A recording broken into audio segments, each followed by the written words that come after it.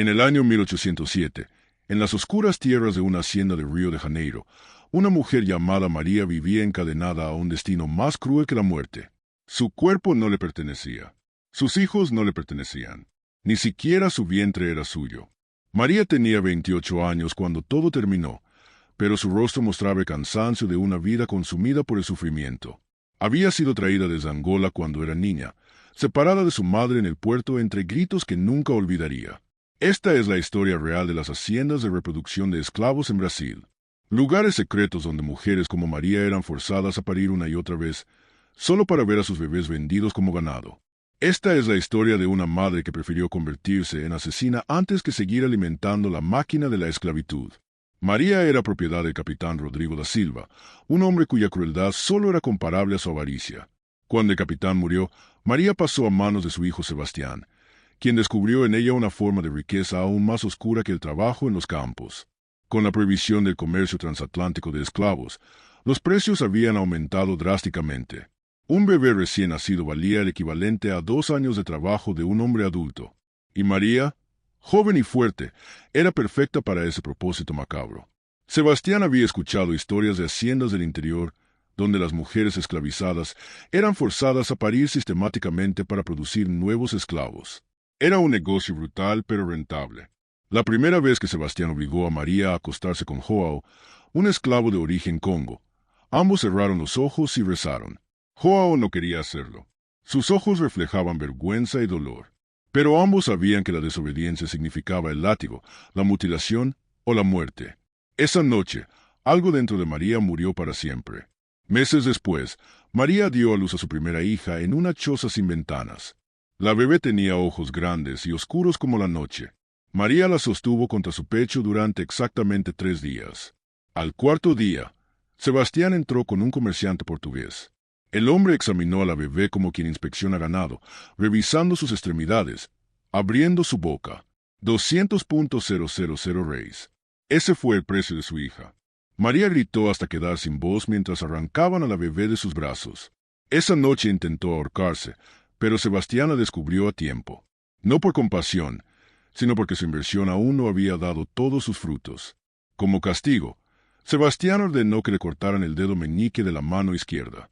Lo hizo sin anestesia, en el patio central, para que todos los esclavos vieran lo que sucedía cuando alguien intentaba dañar la propiedad del amo. María no lloró durante la mutilación. Ya no le quedaban lágrimas. Su segundo hijo fue un varón. Los varones valían más. Permaneció con ella 5 días antes de ser vendido a un hacendado de Minas Gerais. María se negó a nombrarlo, pensando que si no lo amaba, el dolor sería menor. Estaba equivocada. El tercer bebé nació muerto. María había trabajado bajo el sol hasta el último día de embarazo. Sebastián, furioso por la pérdida, ordenó 20 latigazos. Las cicatrices se sumaron a las que ya decoraban su espalda como un mapa de horror. El cuarto embarazo trajo otra niña. María le cantó canciones en un idioma africano que apenas recordaba durante las 2 semanas que le permitieron tenerla. Le susurraba promesas que sabía que no podría cumplir. Cuando vinieron por la cuarta hija, María intentó huir. Corrió descalza hacia el bosque con la bebé envuelta en trapos. Los perros la encontraron en menos de 1 hora. Esta vez, Sebastián ordenó que le cortaran 3 dedos del pie derecho para asegurarse de que nunca más pudiera correr. La bebé fue vendida de todas formas.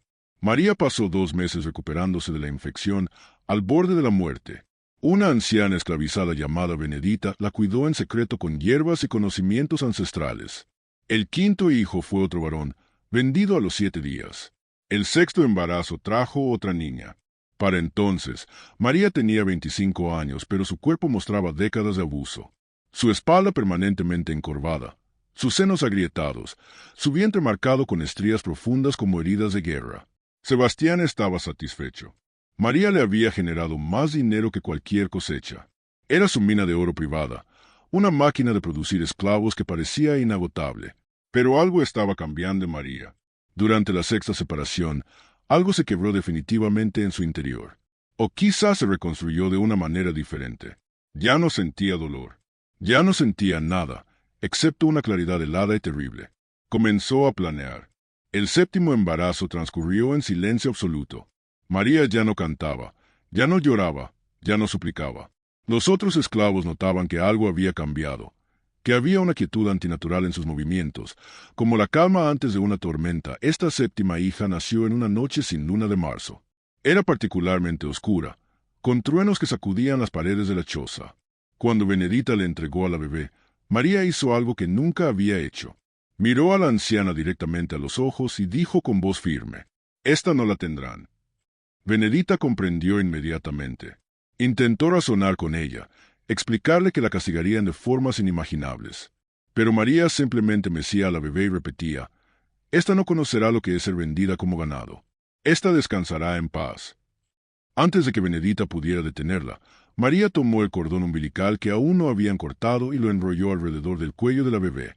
La anciana intentó forcejear, pero María era más fuerte, fortalecida por una determinación que iba más allá de la razón. La bebé dejó de llorar en minutos. María la sostuvo contra su pecho durante horas, cantándole canciones que su madre le había cantado hacía tanto tiempo. Cuando Sebastián llegó por la mañana y encontró a María con el cuerpo sin vida de la bebé, su furia fue absoluta. Ordenó el látigo, las cadenas, el hierro candente, pero María lo miró con una expresión que lo desconcertó. No había miedo en sus ojos, solo serenidad. Por primera vez en años, ella había tomado una decisión. El castigo fue brutal. 50 latigazos que normalmente mataban a cualquiera.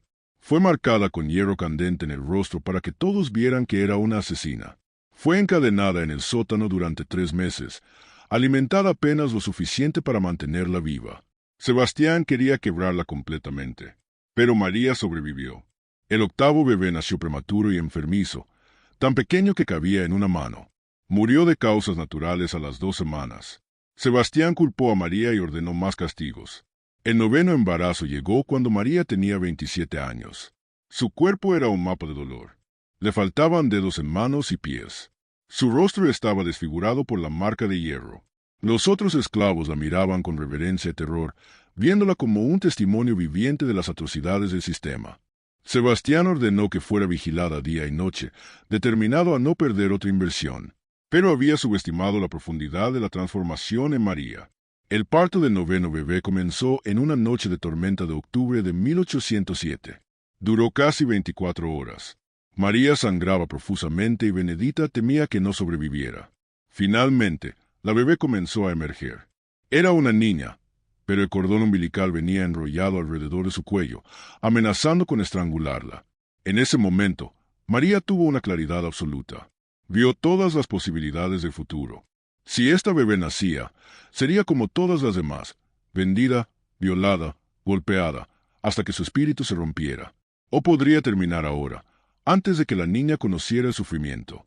Benedita gritó cuando vio lo que María iba a hacer. Los guardias tardaron segundos preciosos en comprender. Y en esos segundos, María jaló el cordón con toda su fuerza, estrangulando a la bebé que aún estaba medio dentro de ella. La niña nunca llegó a respirar. El caos fue absoluto. Y María, cubierta de sangre, sostenía el extremo del cordón en su mano mutilada, gritando palabras en su lengua nativa que nadie más podía entender.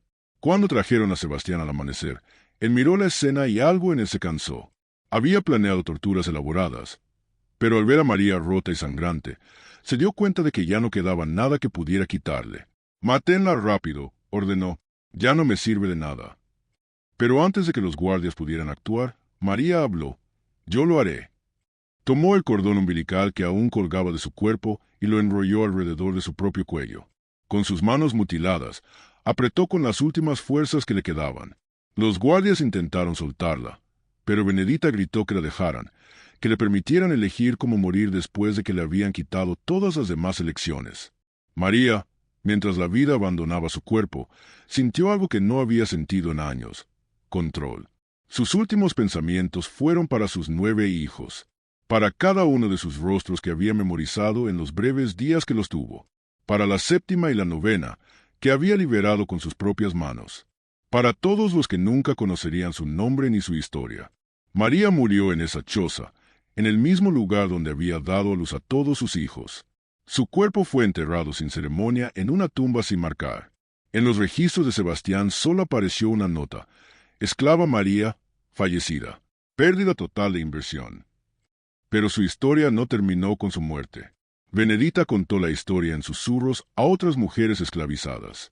Les habló de cómo una mujer había encontrado una forma de resistir, de cómo había elegido la muerte antes que seguir siendo una máquina de producir esclavos. La historia se transmitió de boca en boca durante generaciones. En algunas versiones los detalles cambiaban, pero la esencia permanecía. Una mujer que, cuando le quitaron todo, encontró la única forma de libertad que le quedaba. El cordón umbilical que debería representar vida y conexión, se convirtió en su historia en un instrumento de liberación a través de la muerte. Esta es la historia de María y de millones de mujeres esclavizadas cuyas vidas fueron consumidas por un sistema que las veía como incubadoras. Desde 1600 hasta 1888, cuando finalmente se abolió la esclavitud en Brasil, incontables mujeres sufrieron destinos similares o peores. María no fue una heroína en el sentido tradicional. No derrotó a sus enemigos ni liberó a su pueblo, pero hizo lo único que estaba en su poder hacer. Y eso fue suficiente para que su historia importara.